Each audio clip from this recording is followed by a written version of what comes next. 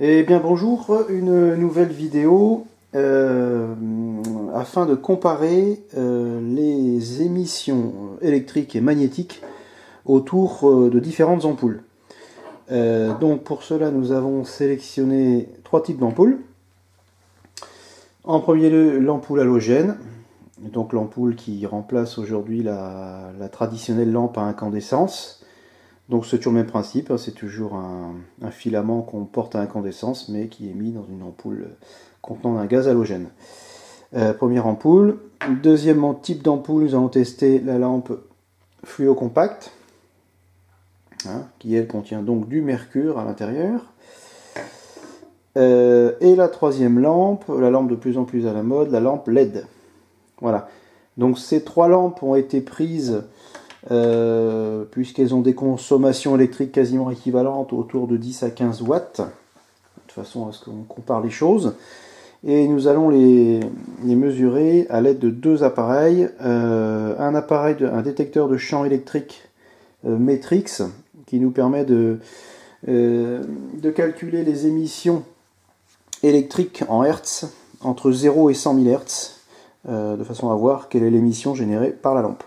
Et ensuite à droite un détecteur de champ magnétique qui lui permet de calculer le champ magnétique émanant des ampoules en fonctionnement. Voilà, donc nous avons tout d'abord allumé les appareils. Voilà. Donc ampoule évidemment non présente, lampe éteinte. Nous avons pour le champ électrique à peu près 20 volts par mètre d'émission électrique. Et en champ magnétique, nous avons 21 nanotesla. Donc c'est une valeur de pic qui a été retenue, hein. Il retient les valeurs maximum sur quelques secondes. Nous allons maintenant tester la première ampoule halogène. Voilà. Toujours nos valeurs autour de 10-12 et 20-21 nanotesla. Ampoule allumée. Donc on remarquons une émission électrique, puisque l'appareil nous indique maintenant de l'ordre de 158 volts par mètre, 159 volts par mètre.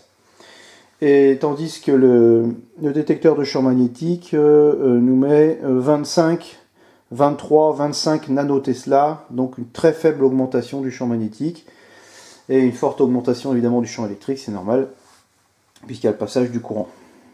Voilà pour la lampe halogène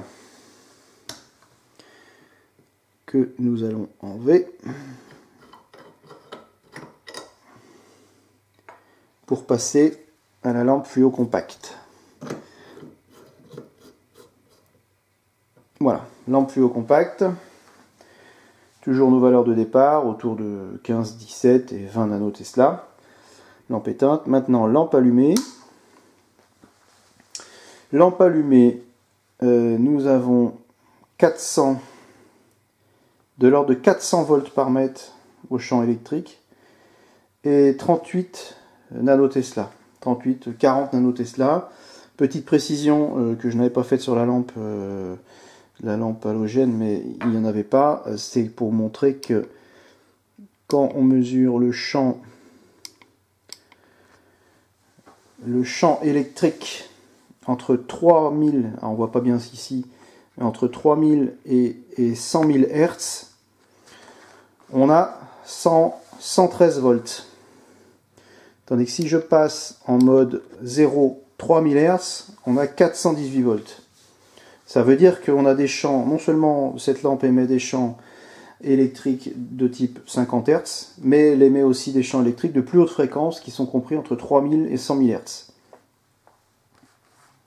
Voilà, ce qui n'était pas le cas de la lampe halogène. Troisième lampe. Lampe LED. La lampe LED. Donc on retrouve les valeurs de base, toujours 15-16 volts par mètre et 20-22 nanotesla. Lampe LED allumée. Alors on a un champ électrique de l'ordre de 430 volts par mètre, entre 0 et 3000 Hz. Si on passe entre 3 et 100 000 Hz, on a 4 volts, c'est-à-dire quasiment rien. Donc cette lampe émet que du 50 Hz a priori. Par contre, du côté du champ magnétique, alors là c'est assez important, 1280 nanotesla, c'est-à-dire 1,3 on va dire microtesla, là c'est très très fort comme valeur. Donc nous avons donc pu comparer ces trois lampes, et donc ce qu'on s'aperçoit c'est que la lampe LED émet beaucoup de champs magnétiques, hein, c'est dû au ballast électronique qui est à l'intérieur. La lampe fluocompact émet un petit peu de champ magnétique, et surtout elle émet aussi sur des fréquences visiblement des fréquences électriques qui sont supérieures à 50 Hz. Et la lampe halogène émet un champ électrique raisonnable et quasiment pas de champ magnétique. Donc je la remets. Voilà, pour revérifier que quand on est entre 3 et 100 000 Hz, on n'a quasiment pas de champ électrique. Donc, en résumé, électriquement et magnétiquement parlant, la lampe la meilleure, c'est quand même la lampe halogène, celle qui remplace la lampe traditionnelle. Cette lampe halogène, normalement, est amenée elle-même à disparaître dans les prochaines années. Ça a été repoussé à 2018. Au profit de ces lampes fluocompactes qui ont une émission lumineuse quand même assez mauvaise, hein. Les gens les achètent de moins en moins. En plus, ces lampes émettent visiblement des champs de fréquence. Et surtout, la grande gagnante du futur marché de l'ampoule, ça sera sûrement c'est la lampe LED, dont on voit qu'elle émet. Alors déjà, c'est une lumière avec une émission, un spectre lumineux assez particulier quand même, très très éloigné de la lumière solaire et de l'ampoule à incandescence. Et puis surtout, c'est une lampe visiblement qui émet beaucoup de champs magnétiques. Voilà, merci de vous avoir suivi, au revoir.